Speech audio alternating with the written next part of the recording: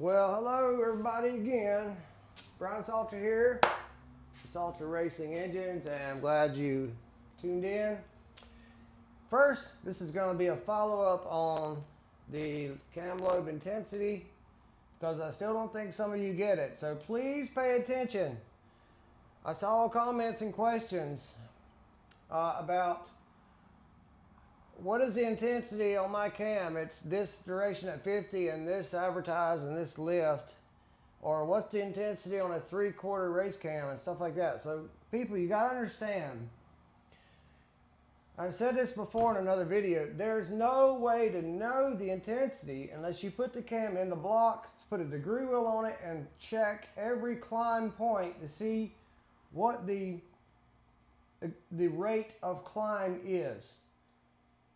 The other and best way to do it is to use what's called a cam doctor. And that is a machine that is designed to map out the cam lobe. It measures it all the way around, 360 degrees. Then you move on to the exhaust and it maps out your LSA, the advance if it's ground in or if it's got retard ground into it. That is the proper tool. We can do it with degree wheels. I've been doing it that way my whole life, so I'm used to it. But the best way and easiest way is with a cam doctor. But guys, listen, you can base it on that.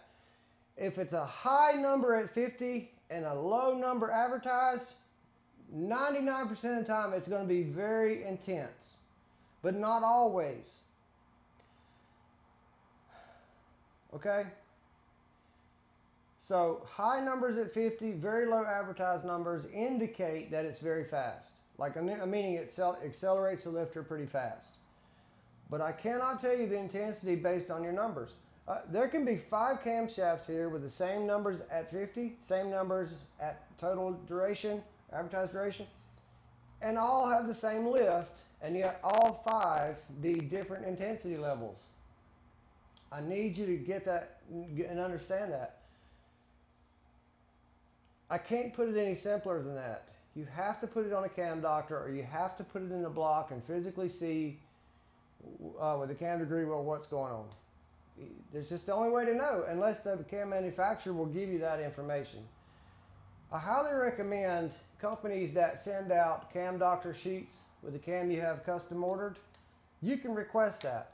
Now, if it's a shelf stock cam from a large corporation like a wholesale dealer, they probably don't have that information. But the camshaft company that made the camshaft, they should have that information, and they should be perfectly willing to give it to you. You may find that your camshaft is not what your card says. You may find that the intake and exhaust lobes are all different. You may find it's not ground on the correct LSA, it's not ground on the correct intake center line if it's got advance or retard in it. You may find a lot of stuff.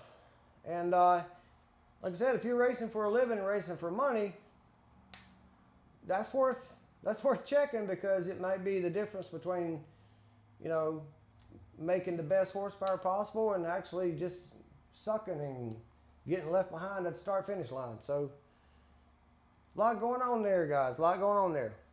So understand that there's no way to know unless you physically measure every square inch of that lobe as it climbs and decelerates. It's the only way you can tell, okay? Only way you can tell. Now let's move on to the point of the video. LSA camshafts. Somebody said, how come LS cams like so much overlap? All right. Whew. All right. Inherently, a cylinder head design will, generally speaking, like certain types of cam profiles. And I mean lift duration, LSA, intake sound. Inherently, cylinder head designs will favor certain types of cam profiles, okay? A stock LS GM Chevrolet engine, or even a Coyote, or any engine for that matter, a stock one will favor either lots of overlap or less overlap, or lots of exhaust and intake split, whatever, because they're stock and they're supposedly all the same. I'm talking about all the 5.3s, all the 6.0s, all the 6.2s. I'm talking about in that family. But once you go and change something, that is now out the window.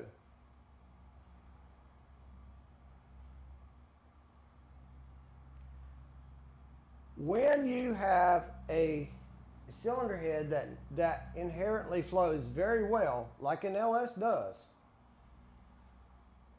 you can have a twofold problem, maybe even a threefold problem.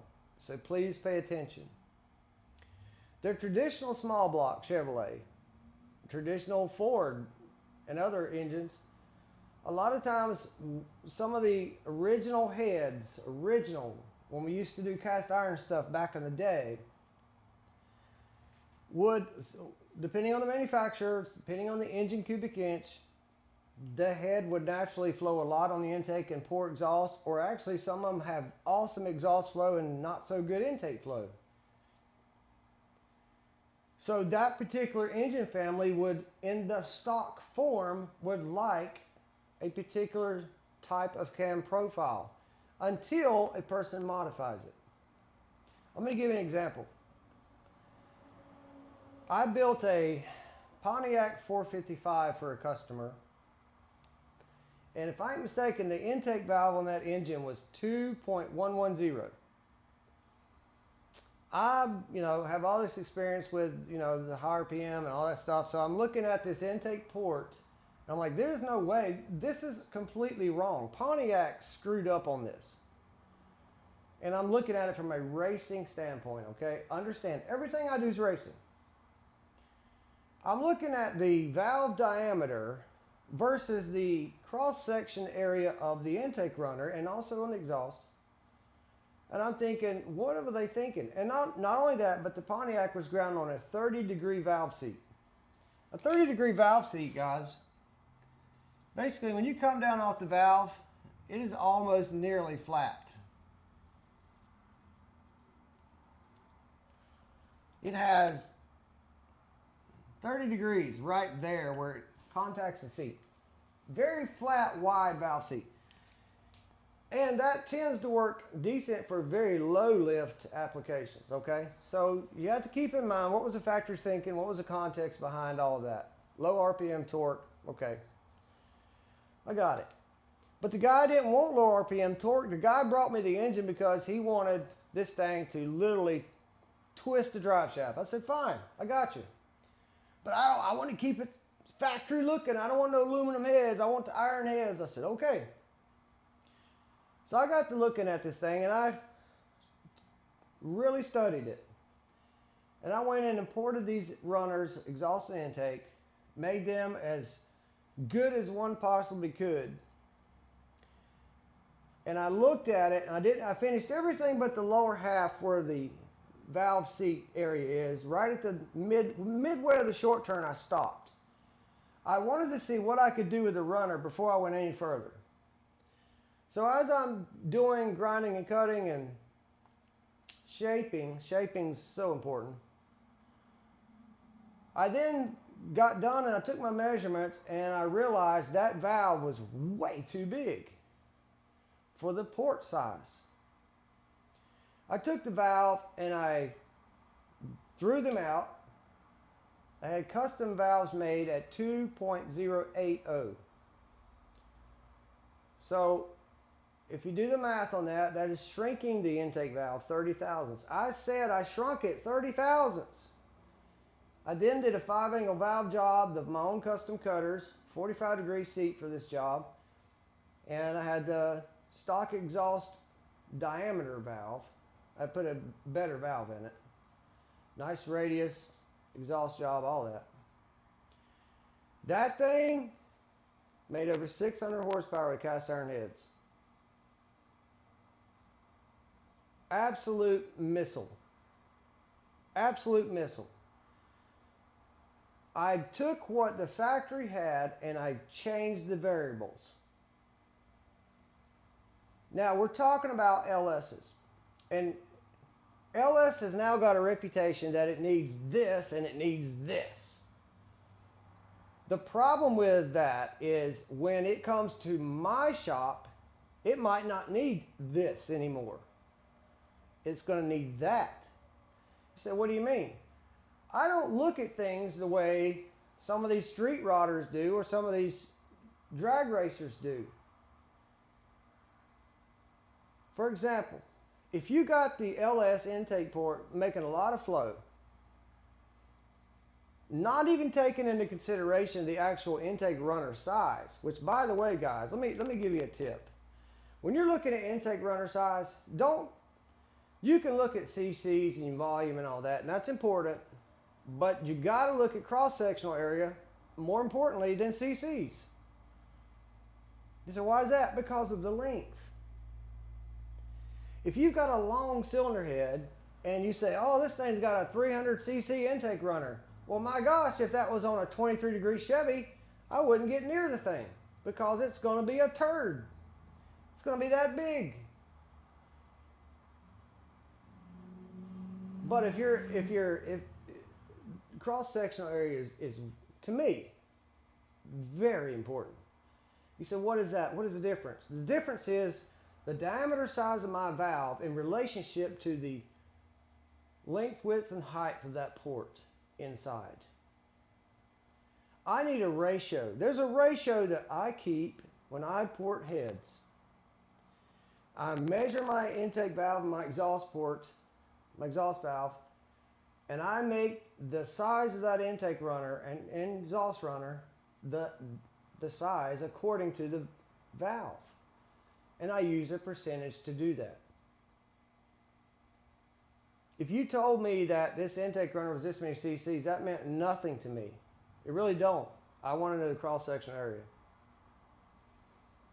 Now, like I said, I take cc's into consideration, but I got to have both to put it together. So, variable.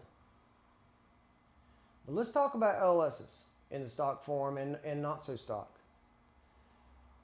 It's been said that LS's exhausts are not that great. And that's why you need a little bit of intake duration and a whole lot of exhaust duration. And here's what I found. Not true. What is true is actually the LS exhaust port flows a lot. And the exhaust system can't keep up with it. And if you don't have at least a 2-inch step 2, well, for me, I'm going to put a 2 to 2 1/4 stepped header on it. When you do that, that changes your cam profile completely. You don't need 20 and 30 degrees of split. But the reason that kind of split works great is because in factory form, the head's flowing so much the exhaust system can't get it out. You see, there's another side to this. You always have the side where the exhaust is this poor flowing. The head itself, maybe the cam profile's wrong, maybe the exhaust shape is wrong, maybe the valve job's wrong. Whatever the case may be, you have that side of it where the head itself doesn't flow much, and you can put a big header and a big exhaust pipe on it and help it. Or you can have where the head flows a lot and the exhaust system can't keep up because it's too small. Do you understand the difference? They both are accomplishing the same thing. They're both giving you a problem. So when it comes to needing a lot of overlap, that's usually because there's a shortcoming somewhere.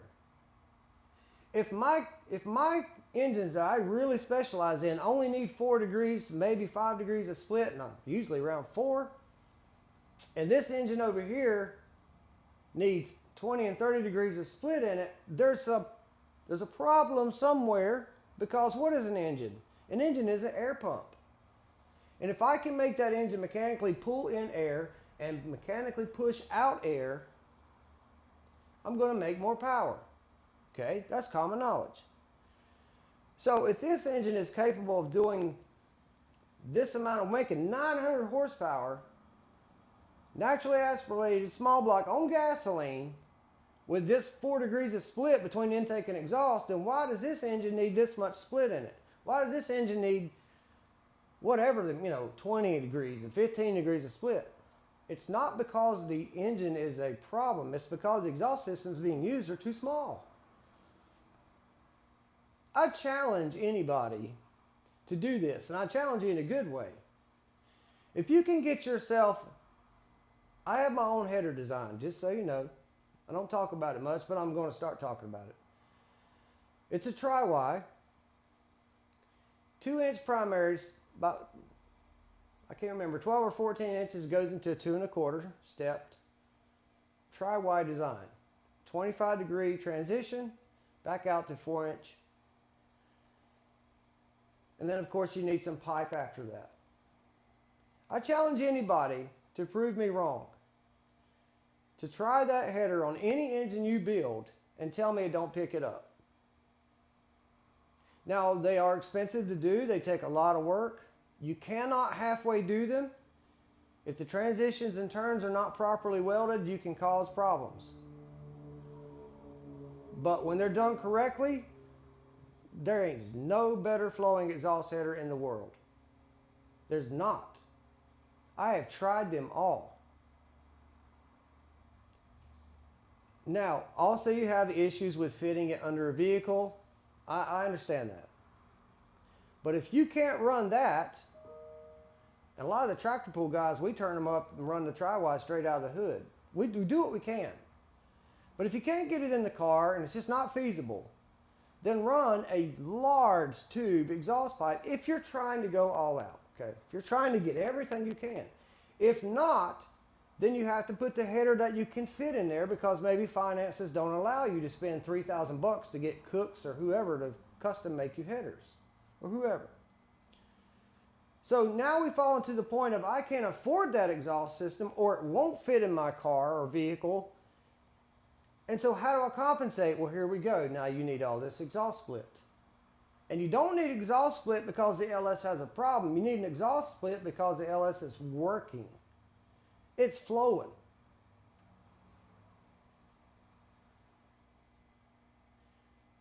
You got to understand, guys, you cannot take an engine family and judge them all.